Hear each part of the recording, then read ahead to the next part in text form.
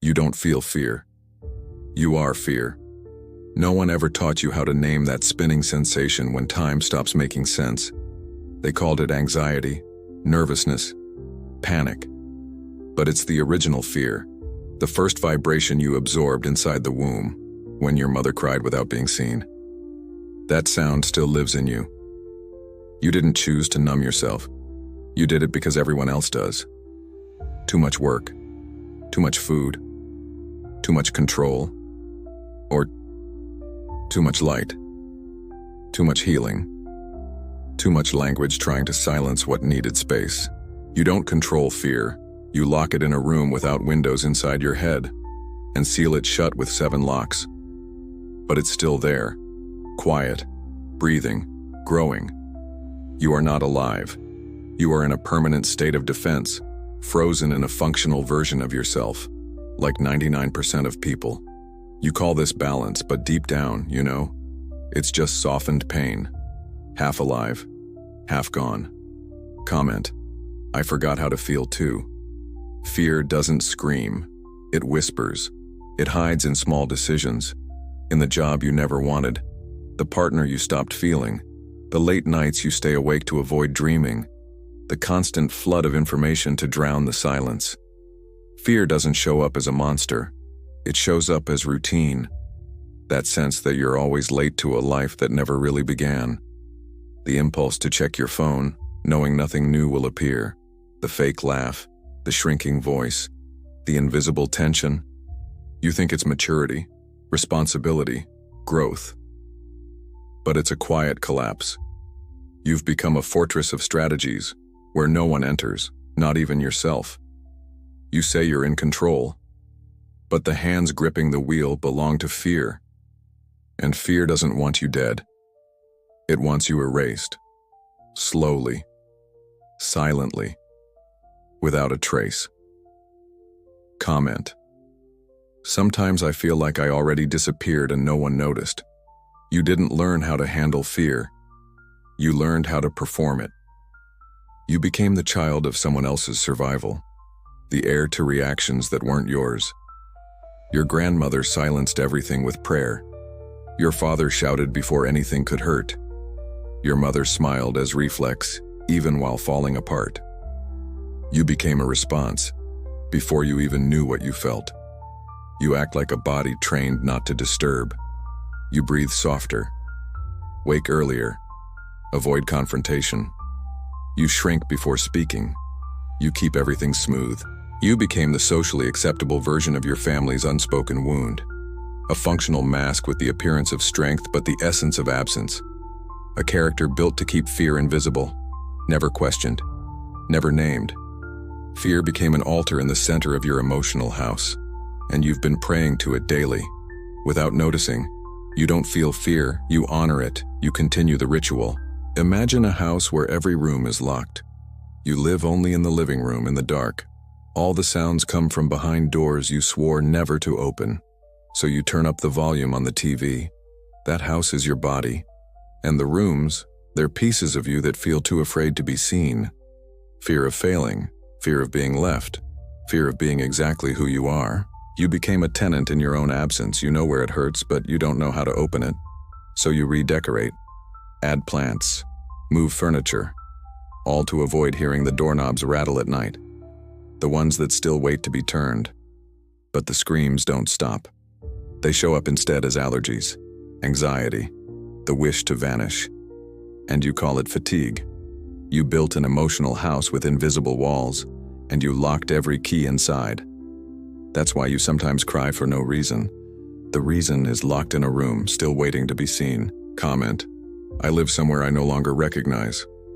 You call it a routine, but it's noise. You call it focus, but it's escape. You call it maturity, but it's fear in formal wear. You wake up early. You answer quickly. You smile, deliver, achieve. You're always on. Your body is a war zone dressed in a neat calendar. Every "I'm fine" is a quiet bullet in your chest. You perform control, but control is just fear with better language.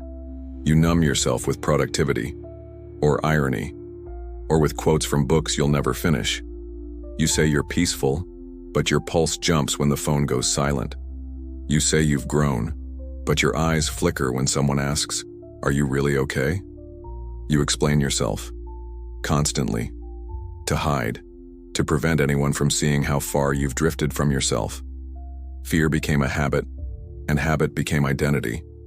And now you call that identity you. But deep down you forgot how to exist without pretending. Comment: I cover everything up with efficiency too. It still hurts because you never cried when you needed to, because you survived too well and felt too little, because they told you to be strong, and you believed it. There was no room for softness. No one said, "Come here." No one stayed. It hurts because no one saw when you stopped being a child. There was no ritual, no goodbye, just silence. One day you simply stopped asking for help and never tried again. You taught yourself to not need, to be what others expected, to say "I'm fine" while your voice cracked, to stay silent when your chest trembled. You don't fear darkness. You fear that if you look inside, no one's left. You betrayed yourself so many times you can't remember where it started. Forgave those who didn't ask. Smiled through grief. Shrunk to keep the peace. Disappeared to avoid becoming a problem. It still hurts because you never went back. And the part that was left behind still waits, sitting at the edge of your soul. Eyes wet, heart small.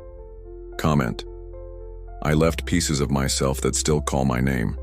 You spent years trying to silence the fear, to manage it, to shrink it into a checklist. You called it healing. You called it growth. But what you really did was disappear. You turned yourself into a function, a performance, a sequence of approvals that kept you distant from your own voice. Fear wasn't the threat. It was the echo. It stayed when you left. When you walked out of your own body, left your softness in a corner and told yourself to grow up. Fear didn't hurt you. It held the last part of you that still remembered what it meant to feel. And now that part is knocking, not to scare you, but to return you. You're not afraid of fear. You're afraid of remembering who you were before you became useful, before you became watchful, before you learned to smile while vanishing. Comment: I remember who I was before I disappeared. You don't need to fix yourself. You don't need to win the war against fear. You only need to stop leaving. Leaving your silence. Leaving your body. Leaving the versions of you that were never allowed to speak. Fear won't vanish. But it will soften if you sit with it. If you hold it the way no one held you. There will be days when the old ache returns. Days when your chest tightens without warning. That doesn't mean you've failed. It means the part of you that still waits is opening one more door, inviting you deeper, not to heal, but to remember. You were never broken. You were paused, scattered, hidden beneath layers of survival. But you, the whole you, never left. You've always been there, waiting for permission to exist again. Comment: I'm learning how to stay inside myself. If something inside you moved during this video, don't run. Don't scroll away. Don't explain it to yourself. Stay. Just for a moment. Stay where the ache is. Stay where the memory broke. You don't need a solution. You need a ritual. A gesture that tells your body, I came back for you. You've left yourself behind in so many places. In rooms you walked out of without closure. In nights you silenced your own cries. In smiles that didn't belong to you. You owe yourself more than awareness. You owe yourself a return. Below, we've left offerings. Not advice, not fixes. Offerings. Books that reopen what you've buried. Therapies that listen to what you've never said. Courses that do not teach, but reflect. Choose the one that frightens you most. The one that feels too close, the one that knows your name. Don't come back empty-handed. Bring the version of you that was left in the dark. Bring your silence. Bring your rawness. And begin again. Comment: I'm bringing myself back from where I left me.